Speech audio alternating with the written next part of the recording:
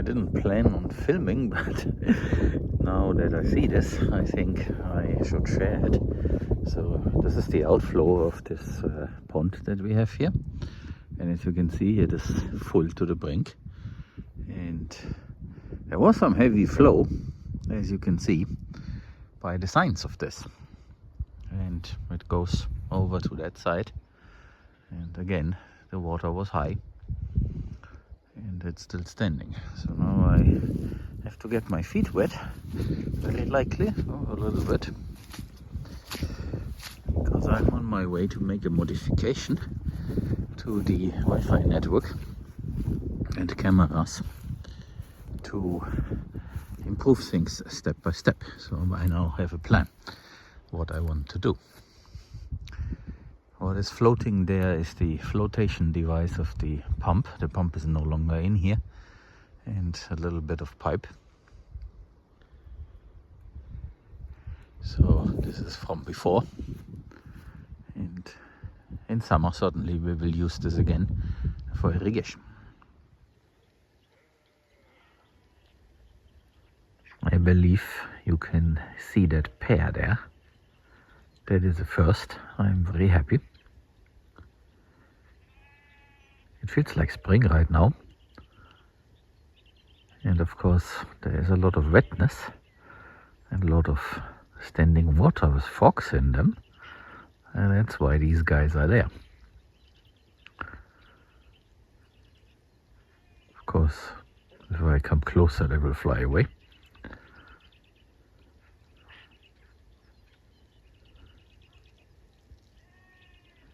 So it makes me very happy.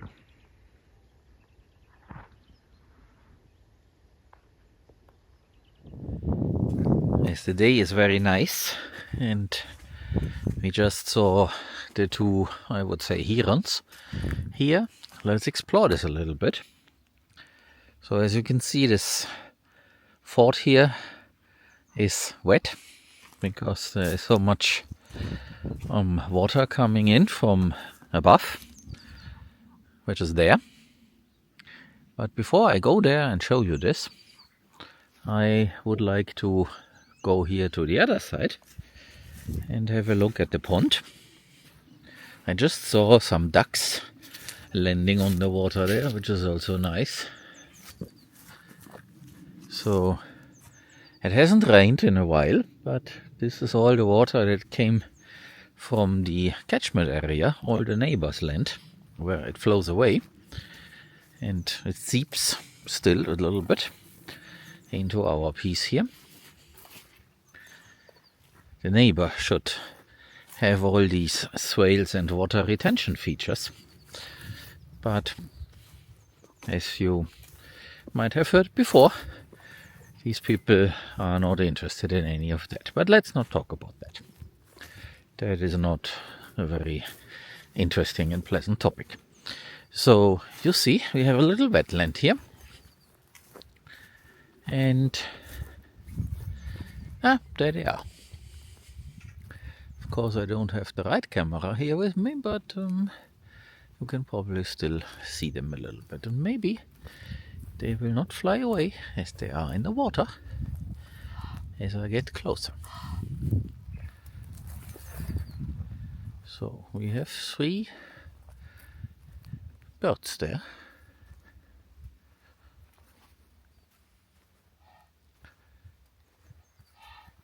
You bring the water and they will come, basically.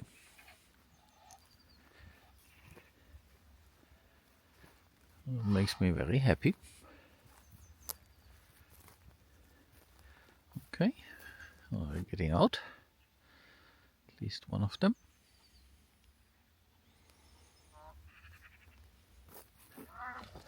I see.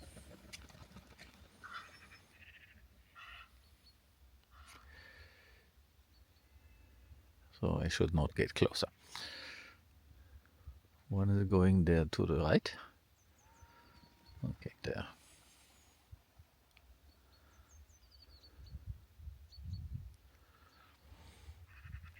So that was a very lovely thing. Let's have a look at this. Oh, these trees here, well, there are more or less. We will see how this turns out. I don't have any intention to do any improvements here at the moment. I will just let this play out as it is, and maybe later then replace the cypress trees that did not develop. You never know. And plants that can survive will be the strong ones for the future, so this is also a benefit.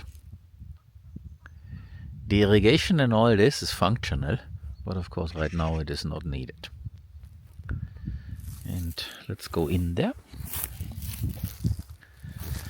and go to the other side.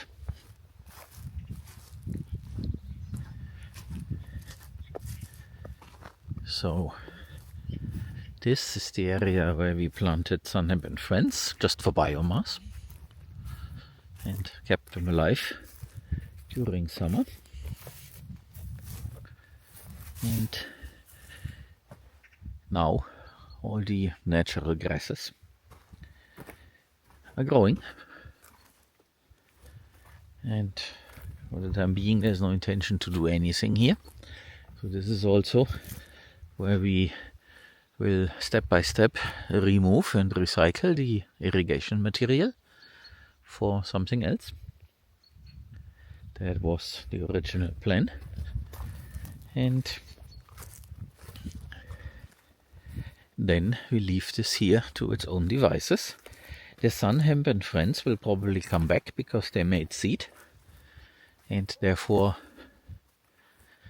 they will show up again in spring, so very soon. And there's a soil sensor. So the two sensors in this area, they are still active. Somewhere there is another. But the two sensors that were in this area, we have already recycled and are using them at a different location. Eventually, this whole area will be completely pig safe and enclosed, and all the things here like this that gets removed, because this is also thought to be a Paulownia improved forest, so that we can later do other things below the trees. And the cypress tree line, that was the answer to the observation that there's a strong wind coming in here, and that would not be good for the Paulownia trees. And the wind is cold, and therefore that is not good. We learned that the Paulownia trees don't like that a lot, and so the thought was to set this line of cypress trees here as a windbreak. But I want to focus on a small area and adjacent to the farmyard. That's the whole concept, and that area is this one here. So I should probably add the announcement video about the planting event right here as well, so that you can see this. And by the way, here's a little camera. Unfortunately it is in the shade, and therefore the solar panel does not do its thing. I should move this to somewhere there. Right now I don't have any screwdriver with me, so I can't do this. But I wanted to show you things. Then I come back for this camera thing.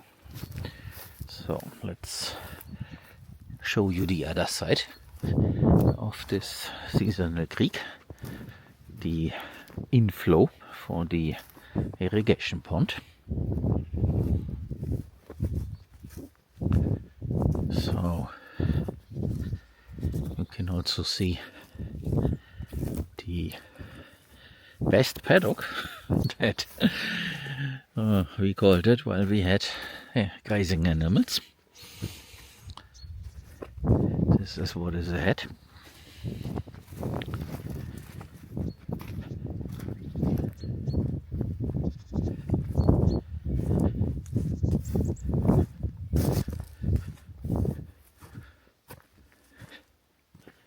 there's still some water coming down here. So you also see it is standing water, a little puddle. It's because there's water coming from there. It's the neighbor losing water. So let me point you a little bit here to the left where the creek is. So I'll give you another angle of this. And I think here we can do another event in autumn to plant left and right of this seasonal creek a nice riparian area. Because of all the challenges, that wasn't possible this time, but if things go well this year, I mean economically, then this is certainly a possibility. And going forward, I would definitely love to do several events. Let's call them community events or volunteers, where you guys can participate. It's a lot of fun doing it this way. And I do see something strange. And I haven't noticed this before. So this wobbler and also the whole line, it's a bit weird that this is lying around here, because all that had been installed here on the other side, and it is disconnected and kind of half destroyed. And there also I still get the reports from this because the device is there, and that was not the water, that was something else. And of course I'm thinking in the bad person who killed the horses, so that person might also be responsible here and have vandalized. Of course I have no proof, but in the future I will. So I can point you also to an improvement. You see over there, there are 2 additional cameras. It's the cameras that I had elsewhere, and I moved them to this location. And there will be a 3rd camera pointing to here, where I'm standing at the moment, so that we also have a good view of this whole area. So the general philosophy is there's nothing I can do by using the authorities as long as I don't have any proof for anything. They will ask a few questions, not find anything, and then nothing will happen. So therefore I am setting cameras, and not fake cameras, actual live cameras. And if someone dares to do this while the camera is watching, then they lose, because then I have proof, and then of course I will press charges. If I have proof, I'm going to do this, and then fate will meet them.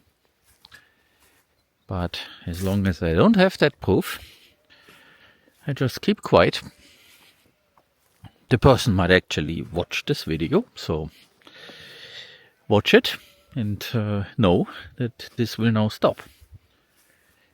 But if not, I don't care. So the thing is passive security.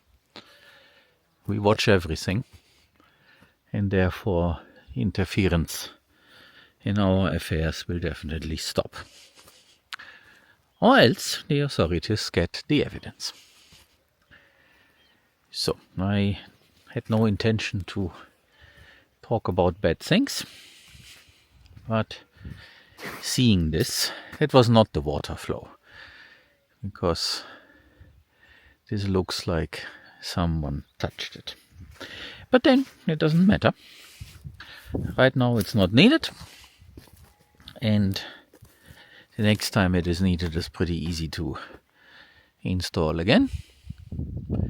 And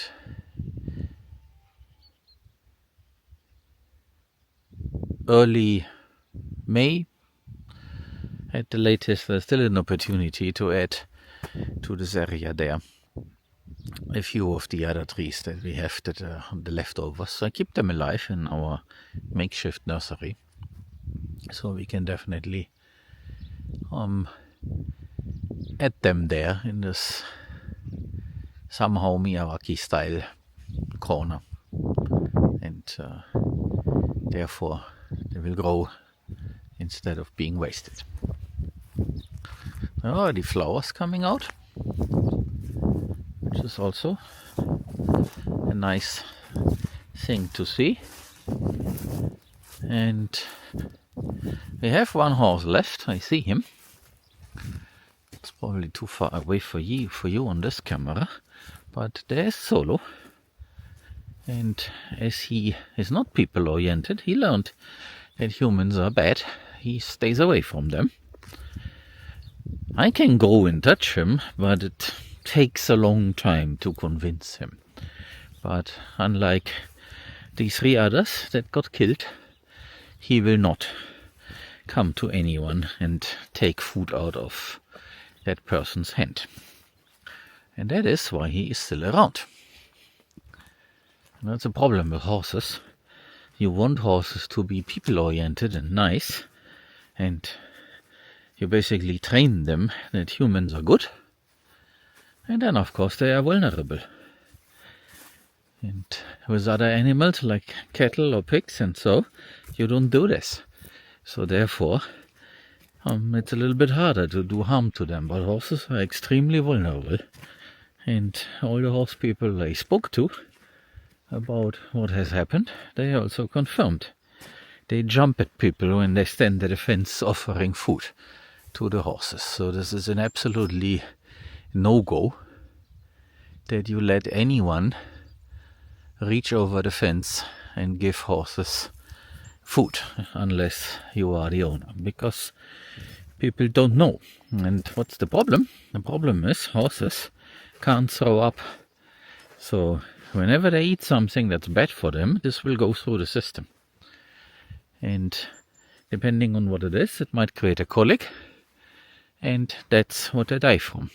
So all 3 died a painful death by having a colic. And there's nothing you can do. Yeah, so there he is. And he answered. So he is now there all alone. And I have to admit, I wasn't still able to go in here with the excavator because the soil is too wet and too soft. I would do a lot of damage. So I wasn't able to bury Tuscarora just yet. But now that it's getting drier and drier, there will be an opportunity. So basically I need to go in here and loop around. And she is somewhere over there. And then I can take care of this. And yeah, I am convinced that this was someone who thought he can scare us away. We had numerous attempts of a group of people, to put it that way, to scare us away for no good reason other than old stories that we have not been part of. Stories, things that developed before we came here.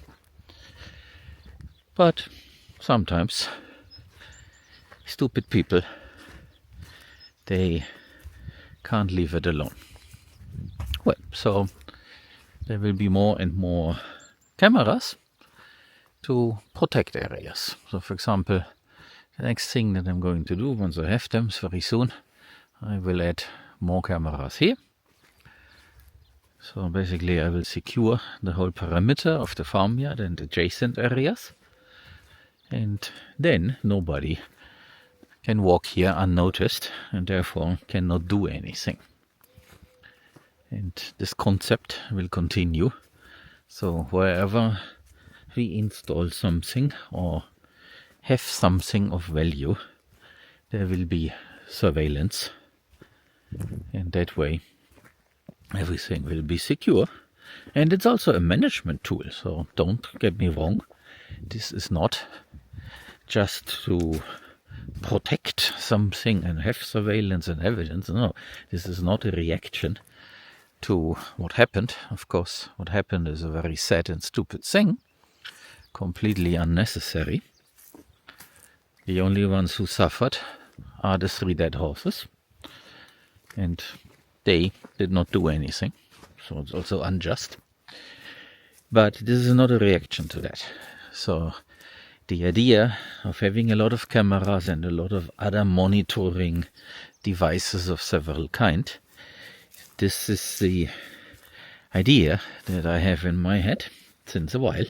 It's all this Internet of Things, automation, because I want to create a system that creates a boundary for plants and animals to do what they do best, their way, while still being able to define that boundary and control it a little bit. I don't want industrial farming where humans force nature to produce something that they can use. I want to create a system and monitor it that produces because it's a natural functioning system. So think about a food forest. That is an example, but I want to see what's going on without sitting there for hours watching. So I rather put a camera there that does the watching and then review that footage or use technology. I'm a tech guy after all. And use technology to do the watching and the monitoring. And things like irrigation is another example. Soil sensors can tell when the soil needs water, and then the water gets turned on. And the same goes for gates. So if you have an animal-based system, of course, you can do rotational grazing with gates that open. It's very simple. It's like the garage door in your house, or the gate in your front, your driveway. So all this, this gate, for example, this can also be automated. There are openers that we can install at the button, and then this will open. So this is the thing. You have a remote in your car and you push the button and then the gate opens. And instead of using the remote, we can use something else based on some other trigger. So this is nothing new, but today there are more tools available. And therefore, I can use all this to create a system where humans install, repair and monitor, but everything else does its own thing. It's self-organization, and plant communities and animal communities, they are absolutely capable of self-organizing without the human doing something. So why not create such systems, well designed, mimicking nature, because nature would do this over thousands of years, but we know basically the recipe and can therefore do it a little bit faster. And then this place becomes nice without all the hassle that I have talked about in previous videos. So that's the idea. And nobody should be afraid of the technology. This is for the good of all these things. And it's a tool, it's a helper, it's like a shovel. It is not a dystopian science fiction movie that I'm talking about. They have their place, but most of it is in acceleration and way beyond what is possible or might become possible. But it's okay to entertain dystopian thoughts here and there. But yeah, that's not what I'm talking about. I'm talking about very simple things that provide information, and the human will then act. It's not that there will be some AI overload doing crazy things. No, not like that. That is fantasy. So I think with that, I leave you. And I will show you more when I see it.